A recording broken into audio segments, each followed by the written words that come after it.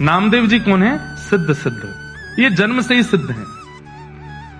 बचपन से ही भक्ति में इतनी रुचि, इनके नाना जी सेवा करते थे ठाकुर जी की, तो ये बाहर खड़े खड़े सोचते मुझे कब सेवा मिलेगी। एक दिन नाना जी से बोले मुझे भी सेवा। बोले तू अभी बालक है, अभी नहीं, थोड़ा बड़ा हो जा। थोड़े बड़े हो गए, बोले अब तो दीजिए। बोले अभी मैं हूं, जब तक मैं हूं तब तक मुझे करने दो, कभी मेरा कहीं आना जाना होगा तो ठाकुर जी की सेवा तुम कर लेना।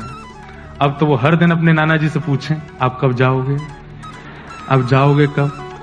नाना जी कोई काम नहीं है आपको, कहीं दूर चले जाओ, थोड़े पुण्य आदि हुआ हो, कहीं मैं सेवा करूं ठाकुर जी की। एक दिन ऐसी योजना बनी, ठाकुर जी को ही इच्छा हो गई कि नामदेव जी मेरी सेवा करें। ये इतना व्याकुल होकर के मुझे देखते हैं, तो इनके नाना जी बड़े बड़े कार्यों को भी ठुकरा देते थे कि सेवा नहीं छोड़ूंगा, लेकिन आज एक ऐसा कार्य आया कि इनको जाना ही पड़ा, और तीर्थ के ओर जाना था, तो कुछ समय महीने लगा के आना था। बोले नामा, बोले जी नाना जी। बोले अब तेरा समय आ गया, अब मैं जा रहा हूं तीर्थ में, तू कर सेवा। ओहो, नामदेव जी तो नाचने लगे, बोले ऐसे सजाऊंगा, ऐसे श्रृंगार करूंगा, ऐसे भोग लगाऊंगा, अब तो मैं सेवा करूंगा, अब तो मैं इनके संग आनंद करूंगा। वामदेव जी चले गए, नामदेव जी सेवा में आए। ठाकुर जी की कुछ विधि सेवा की नाना जी बता के गए थे, बिना भोग लगाए पाना नहीं।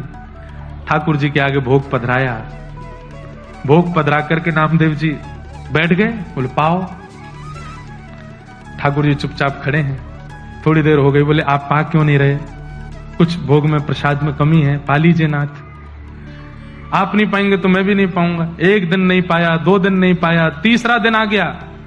यहाँ छोटे से नामदेव जी भी भूखे प्यासे बेचारे, जब तक ठाकुर जी नहीं पाए मैं कैसे पाऊं? तीसरा दिन जब आया, ठाकुर जी ने आज भी जब भोग नहीं पाया, तो श्री नामदेव जी ने एक छुरी उठा ली और अपने गले पर रख ली। बोले आपको नाना जी की बहुत आदत लग गई है, उन्हीं के हाथ का पाते हो, उन्हीं के हाथ से राजी रहते हो। मैं क्या कमी कर रहा हूं? मैं इतने भाव से तो सेवा करता हूं, मेरे हाथ से क्यों नहीं पा रहे? आज भी अगर आपने नहीं पाया, मुझे ऐसा लग रहा है मेरी भक्ति शून्य हो रही है, आप नहीं पा रहे हैं। तो आपने नहीं पाया तो मैं अपने प्राण त्याग दूंगा। इतने में ही ठाकुर जी प्रकट हो गए, हाथ पकड़ लिया। अरे नामा, मैं ऐसे ही थोड़ी आ जाता हूं, तपस्या करनी पड़ती, कुछ दिन प्रतीक्षा करनी। तू 3 दिन में ही तू छुरी लेके बैठ गया। कुछ दिन तो प्रतीक्षा करनी थी, कुछ दिन तपस्या कर, प्रतीक्षा कर, फिर आऊंगा। नामदेव जी ने हाथ पकड़, अब आ गए हो तो क्यों जा रहे हो? अब पी जाओ, खा जाओ इसको। ठाकुर जी बोले बहुत सरल है, बहुत सहज है। बंधुओं, या तो भयंकर तपस्वी नाम जापक आदि कुछ बन जाए तो भगवत कृपा, या अत्यंत सरल सहज बन जाए, इतना सीधा, इतना भोला भौंदू बन जाए तो ठाकुर जी की कृपा होती है। बैठ गए। नामदेव जी सुंदर सुंदर पकवान देते हैं, ठाकुर जी प्रेम से पाते हैं। अब तो इतने प्रसन्न हो गए नामदेव जी कि रोज ठाकुर जी आते हैं। नाना जी लौट करके आ गए कुछ दिन बाद। जैसे ही नाना जी आए, आकर के बोले कैसी रही सेवा आदि, कैसी चल रही है? आप ही जाके पूछ लो, भीतर जाके आप ही देख लीजिए। तुम्हारा जैसे वामदेव जी ने प्रवेश किया तो ठाकुर जी अलग ही चमक रहे थे, और मंदिर का वातावरण, आभा, प्रभा, सुगंधी सब कुछ से लगने लगा कि ठाकुर जी सेवा तो हुई है। नामदेव जी को हृदय से लगाया, बहुत प्रसन्न हुए। अब आज से सेवा नाना जी करने लगे। सामने भोग प्रसाद रख दिया, नामदेव जी खड़े खड़े देख रहे थे। अब वो तो थोड़ी देर भोग रख के पर्दा करके उठा लिया। बोले ये क्या कर रहे हो आप? नामदेव जी बोले भोग लगाए बेटा। भोग कहां लगा? इसमें तो सारी सामग्री रखी है, कुछ खाया तो है नहीं ठाकुर जी ने। वामदेव जी बोले ऐसे ही लगता है भोग, ठाकुर जी के सामने पधरा दो, पर्दा लगाओ, उठा के ले चलो। बोले मेरे से तो ऐसे नहीं होता था, मैं तो थाली की जितनी सामग्री धरता था सब पाते थे ठाकुर जी, सब पाते थे। बोले हाँ अच्छा, तो ये ले थाली, पवा के दिखा। सामने रख दिया। नामदेव जी बोले जय जय, आ जाओ, जैसे हर दिन आते थे वैसे आ जाओ, जल्दी आ जाओ। ठाकुर जी नहीं आऊंगा।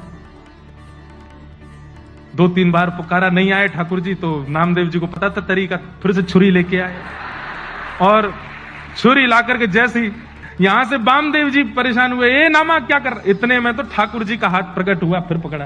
बोले तूने बढ़िया तरीका ढूंढा, बार बार छुरी रख लेता गले पे। हाँ, आप लोग नहीं करना जैसा है ना। ये सुनकर के करने वाली बात नहीं थी ना, उन्होंने सुना थोड़ी था कहीं से, वो तो जिद थी उनकी अपने आप ही। ठाकुर जी बोले नामा तुझे मैंने बोला था ना, इतनी जल्दी प्रकट नहीं कराया कर मुझे, थोड़ी तो तपस्या, थोड़ा तो धैर्य किया कर। मुझे कितना कुछ छोड़ के आना पड़ता है, पूरा ब्रह्मांड का भार मेरे सिर पर है, सब कुछ देखना होता है, तू समझता ही नहीं है।